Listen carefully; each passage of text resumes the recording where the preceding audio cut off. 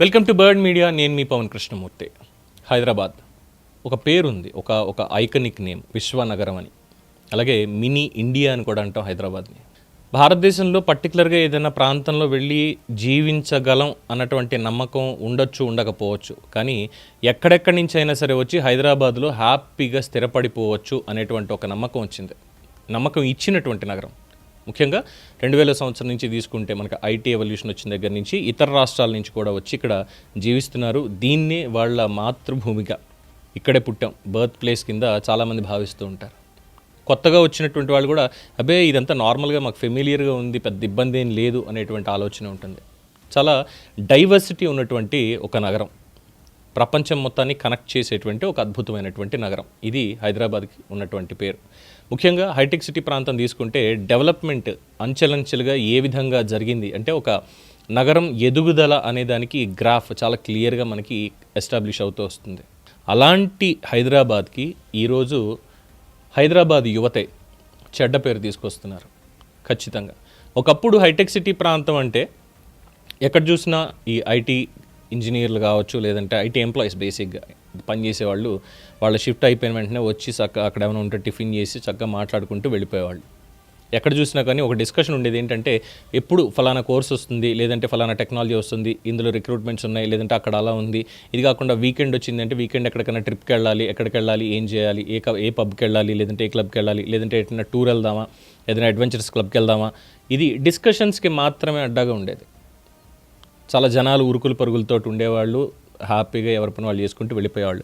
కానీ ఇప్పుడున్నటువంటి పరిస్థితుల్లో ఇటీవల కాలంలో ముఖ్యంగా ఇనార్బిట్ మాల్ ఆపోజిట్ మన నియోపోలిస్, అలాగే ఈ నీలోఫర్ కేఫ్ ఏదైతే ఉందో, నీలోఫర్ కేఫ్కి ఆ అడ్జసెంట్ ఏరియాస్ వీటికి సంబంధించి తీసుకున్నప్పుడు అక్కడ ఉన్నటువంటి పరిస్థితులు ఎలా ఉన్నాయంటే it is just like no police zone.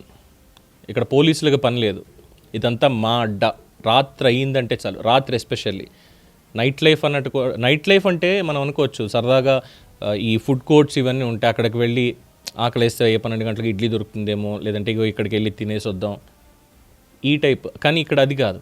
ఇక్కడ మాడిఫైడ్ బైక్స్, అది చిన్నపాటి స్ప్లెండర్ కావచ్చు, దాన్ని మాడిఫై చేసి, చిన్నపాటి మారుతి 800 కార్ కావచ్చు, దాన్ని మాడిఫై చేసి పెద్ద పెద్ద టైర్లు, ఎగ్జాస్ట్లు, అడ్డదిడ్డమైనటువంటి లైట్లు, హార్న్స్ ఇవన్నీ పెట్టి అక్కడ డ్రాగ్ రేసింగ్ అనేది జరుగుతుంది. విచ్చలవిడిగా స్పీడింగ్, రైడింగ్ ఇష్టం వచ్చినట్టు చేస్తున్నారు. దాంట్లోకి మత్తు కూడా జోడవుతోంది. ఎందుకు అంటే మీకు కొన్ని వీడియోలు చూపిస్తా, జస్ట్ ఒకసారి చూడండి.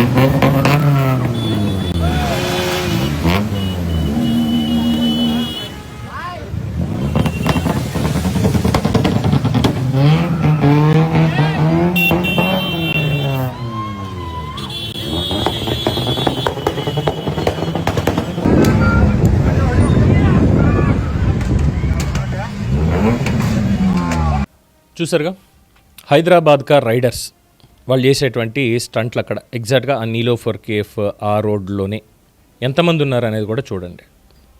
ఆ చుట్టూ ఉన్నటువంటి జనం కూడా చూడండి. జనం అంటే ఏం లేదు, ఆ యూతే మొత్తం అందరూ కూడా అక్కడ పనిచేసేవాళ్ళు కాదు, వీళ్ళందరూ బయట కాలేజీలో చదివేవాళ్ళు, లేదంటే ఇతరత్ర ఉండేవాళ్ళు. వాళ్ళు అక్కడికి పని పాట లేకుండా వచ్చి ఏం చేస్తున్నారు అనేది ఆ ఇమేజ్ ఏం క్రియేట్ చేస్తుంది. అది ఒకటి. బైక్ స్టంట్లు ఇష్టం వచ్చినట్టు ఇవన్నీ చేసుకుంటూ వెళ్ళడం. నిన్న ఇంకొక సంఘటన కూడా జరిగింది. ఒక కారు, ఆ కారు ఏం చేసింది అనేటువంటి వీడియోలు కూడా మనకు చాలా స్పష్టంగా వచ్చాయి. మరి వీళ్ళందరినీ ఏం చేయాలి? ఇక్కడ వీళ్ళు ఏంటంటే పోలీసులు మమ్మల్ని ఏం చేయలేరు, హైదరాబాద్ పోలీసులు మమ్మల్ని ఇక్కడ టచ్ కూడా చేయలేరు. కేవలం ఇక్కడ మాత్రమే కాదు, రోడ్డు విశాలంగా ఉంది అన్న దగ్గర ప్రతి చోట కూడా ముఖ్యంగా ఓల్డ్ ముంబై హైవే, గచ్చిబౌలి, ఇక్కడ నీలోఫర్ కేఫ్, తర్వాత నార్సింగి నుంచి ఇటువైపు టీఎస్పీఏ వెళ్ళేటువంటి రోడ్డు అక్కడ వాళ్ళ ఇష్టం. ఇన్స్టాగ్రామ్లో ఓపెన్ చేస్తే చాలు బైక్ మీద స్టంట్లు కొట్టేవాళ్ళే. అలాగే అత్తాపూర్ దగ్గర నుంచి పీవీఎన్ఆర్ ఎక్స్ప్రెస్ వే కింద నుంచి టువర్డ్స్ ఆరాంఘర్ వెళ్ళేటువంటి రోడ్డు, ఆరాంఘర్ నుంచి అటు శంషాబాద్ వెళ్ళేటువంటి దానికి ఈ రోడ్లన్నీ కూడా ఏంటంటే ఈ వీళ్ళని ఏమనాలి బేసిక్గా విదేశాల్లో చూస్తాం మనం. విదేశాల్లో కూడా ఇలాంటి స్టంట్స్ చేసేవాళ్ళు ఉంటారు. వాళ్ళకంటూ ప్రత్యేకంగా అక్కడ ఉండేటువంటి ట్రాక్స్ కానీ ఇవన్నీ ఉంటాయి. వాళ్ళు ఏదో అల్లాటప్పగా చేసేటువంటిది కాదు. కానీ మన దగ్గరికి వచ్చేసరికి చాలా ప్రమాదకరంగా దీనికి బదులు ఏదైనా రేస్ ట్రాక్ ఏదోటి ఊరి చివరిన కడుతూ ఉంటారు కదా, ఆ రేస్ ట్రాక్ దగ్గరకో ఆ బైక్ ట్రాక్ దగ్గరకో వెళ్ళి అక్కడ ప్రాక్టీస్ చేసుకోండి. నిజంగా మోటార్ స్పోర్ట్స్ అంటే ఇంట్రెస్ట్ ఉంది అన్నప్పుడు దాని మీద కాన్సన్ట్రేట్ చేసి అక్కడికి వెళ్ళి పని చేసుకోవచ్చు. కానీ రోడ్ల మీదకి వచ్చి అమ్మాయిల్ని అట్రాక్ట్ చేసేలాగా, లేదా అక్కడ నేనేదో పెద్ద హీరో అనేటువంటి విధంగా ఇచ్చేసేలాగా, పబ్లిక్లో షో ఆఫ్ చేసేలాగా ఇలాంటివన్నీ చేయడం ఎందుకు?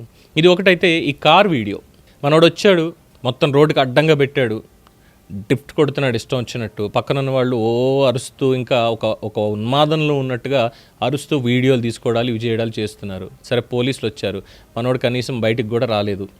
ఒక పోలీస్కి అక్కడ యాక్సిడెంట్ కూడా అయింది. ఇంకా దానికి సంబంధించినటువంటి వార్త కూడా చాలా స్పష్టంగానే ఉంది.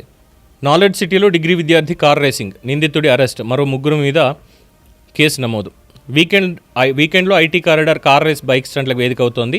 రాయదుర్గంలో నాలెడ్జ్ సిటీలో కార్ రేసింగ్ పాల్పడడం పరిపాటిగా మారింది. శనివారం రాత్రి కార్ రేసింగ్ చేస్తున్నారన్న విషయం పోలీసులకు తెలియగా ఘటనా స్థలానికి వెళ్లారు. తమపైకే కారు దూసుకురావడంతో కంగుతిన్నారు. రేసింగ్కి పాల్పడిన డిగ్రీ విద్యార్థిని అరెస్ట్ చేశారు. ఇన్స్పెక్టర్ సిహెచ్ వెంకన్న చెప్పిన వివరాల ప్రకారం T hub, my home, Bhooja, IKEA roads ఇక్కడ కార్ రేసింగ్ చేస్తున్నారని సమాచారం అందడంతో శనివారం రాత్రి 12:30 గంటలకి బ్లూ కోల్డ్ పెట్రోలింగ్ విధులు నిర్వహిస్తున్న ఎం రమేష్ హెడ్ కానిస్టేబుల్ అక్కడికి వెళ్లారు. నాలెడ్జ్ సిటీలోని ఇండియన్ ఆయిల్ పెట్రోల్ బంక్ నుంచి నీలోఫర్ కేఫ్ వైపు హోండా సిటీ కార్ భారీ శబ్దాలు చేస్తూ రోడ్డు మీద మితిమీరిన వేగంతో చక్కర్లు కొడుతోంది. బ్లూ కోల్డ్ సిబ్బంది కారు ఆపేందుకు ప్రయత్నించగా అందులో వారు తప్పించుకునే ప్రయత్నం చేశారు. కారు సైడ్ మిర్రర్ తాకడంతో కానిస్టేబుల్ రమేష్ కుడి చేతికి గాయాలయ్యాయి. ఫిరోజ్ గాంధీనగర్కి చెందిన మహమ్మద్ రెహమాన్ 18 ఏళ్లు మెహదీపట్నంలో కళాశాలలో డిగ్రీ సెకండ్ ఇయర్ చదువుతున్నాడు.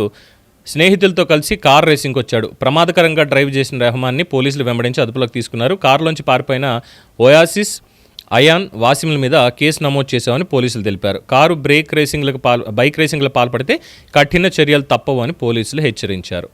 పోలీస్ కార్ని గుద్దేశాడు వెళ్ళి డైరెక్ట్గా. ఇంకప్పటికి షిర్రెత్తుకొచ్చి కారు అద్దాలు పగలగొట్టారు లాఠీలతోటి పోలీసులే. ఇక్కడ మళ్ళీ సోషల్ మీడియాలో కొన్ని పోస్టులు, పోలీసులు తప్పు చేశారు, చట్టాన్ని ఎలా తీసుకుంటారు, అసలు ఆస్తిని ఎలా ధ్వంసం చేస్తారు వాళ్ళు ఇదని. మరి ఆ కారులో ఉన్నవాడు వాడికి ఎవడిచ్చాడు రైట్ పోలీస్ కానిస్టేబుల్ చేతిని విరక్కొట్టమని? ఎవడని ఇచ్చాడా రైట్ వాడికి? అయినా సరే విరక్కొడితే విరక్కొట్టాడు, చట్టం ఉంది దానికి, వెళ్ళి శిక్షించండి, జైల్లో పెట్టండి. కానిస్టేబుల్ మాత్రం చెయ్యి కదలలేకుండా తన విధులకి ఆటంకం కలిగేలాగా ఇలా చేసినందుకు వీళ్ళు కోర్టుకి వెళ్ళి చెప్పుకోవాలా? వీళ్ళు మాత్రం డైరెక్ట్గా వచ్చి గుద్దేస్తారు. పోలీసులు అంటే లెక్కలేదు, చట్టాలంటే లెక్కలేదు. 18 ఏళ్ళు ఇంత చేసి జస్ట్ 18 కాక్రోచ్ బ్యాచ్, అదే జెన్జీ. మీ తరాల్లో లేవా ఇవేవి అంటే లేవు. ఈ కార్ రేసింగ్లు, బైక్ రేసింగ్లు పెట్టుకోవడాలు ఎక్కడా లేవు. కేవలం ఈ జెన్జీ వచ్చిన తర్వాతే బాగా ఎక్కువైపోయేవి ఈ డ్రిఫ్ట్లు కొట్టడాలని ఇదని. ఎప్పుడో సినిమాల్లోనే చూసేవాళ్ళం.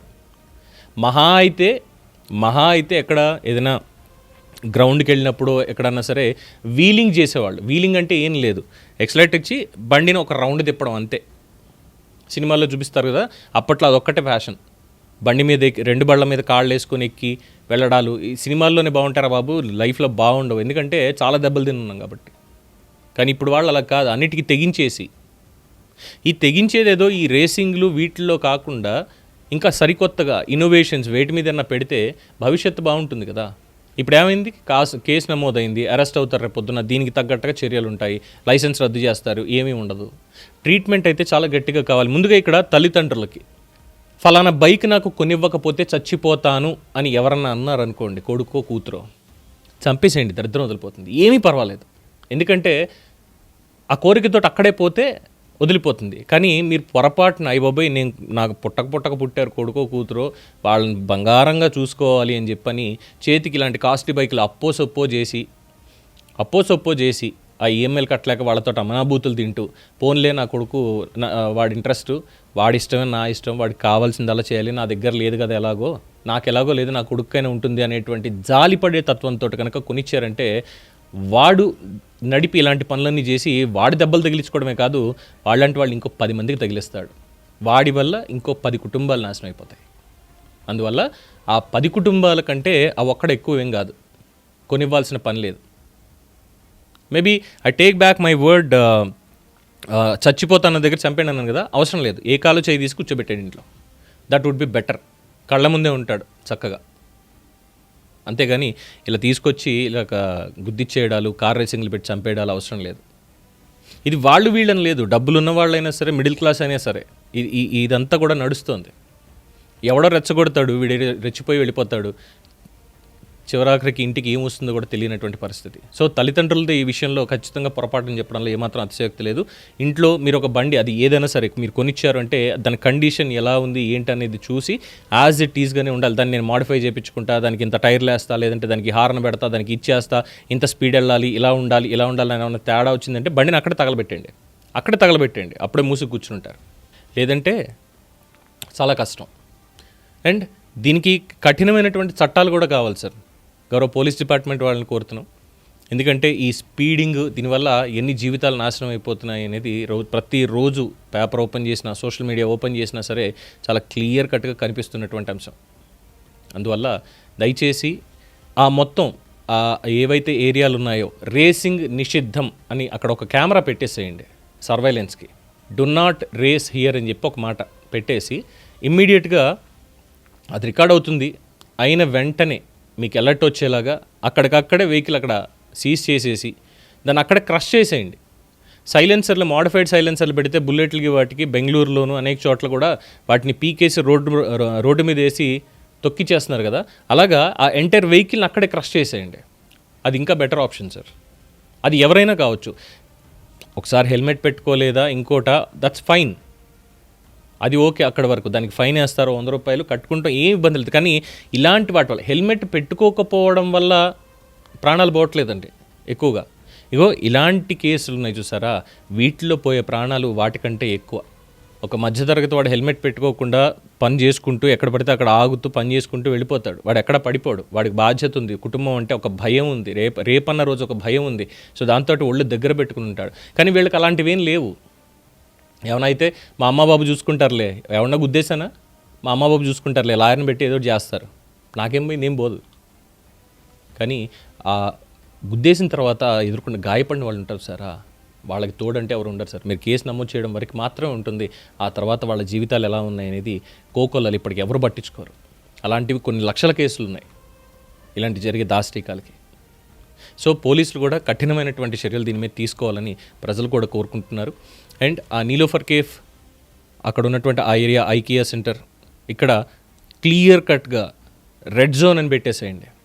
స్పీడ్ లిమిట్ ఓన్లీ 20 కిలోమీటర్స్ అని పెట్టేసేయండి. ఇక్కడ రేసింగ్లు కానీ ఇంకోటి కానీ చేస్తే అసలు అక్కడ జనం గుమిగూడకుండా, వీకెండ్స్ వచ్చాయి అంటే వీళ్ళు అక్కడ మేము ఫ్లాష్ మాబులు చేస్తాం, ఇంకోటి చేస్తామని ఇలాంటివి ఏదైనా చేసే కార్యక్రమాలు ఏమైనా ఉంటే ఇమ్మీడియట్గా విత్ నో పర్మిషన్ అనేటువంటిది పెట్టేసి అవసరమైతే వాళ్ళందరి మీద కూడా కేసులు నమోదు చేయండి. ఇళ్లలో కూర్చుంటారా అంటే లేదు, రోడ్డు ఎక్కి తిరుగుతాం, రోడ్డు మీదగా ఇలాంటివి జరుగుతూ ఉంటాయని చెప్పి చూసి నేర్చుకోవడం, చెడగొట్టడం తప్పితే అక్కడ ఏమీ జరగట్లేదు. ఇన్నోవేటివ్గా సమాజానికి పనికొచ్చే కార్యక్రమాలు ఏవి జరగడం లేదు సార్. దయచేసి డీజీపీ సివి ఆనంద్ గారు దీని మీద ప్రత్యేకమైనటువంటి శ్రద్ధ పెట్టి ఒక టీంని ఫామ్ చేసి క్లియర్ కట్ ఇన్స్ట్రక్షన్స్ అనేవి ఇవ్వాలని మనస్ఫూర్తిగా కోరుకుంటున్నాను. దీని మీద మీ అమూల్యమైనటువంటి సలహాలు, సూచనలు, అభిప్రాయాలు తెలియచేయండి. చూస్తూనే ఉండండి ది బర్డ్ మీడియా.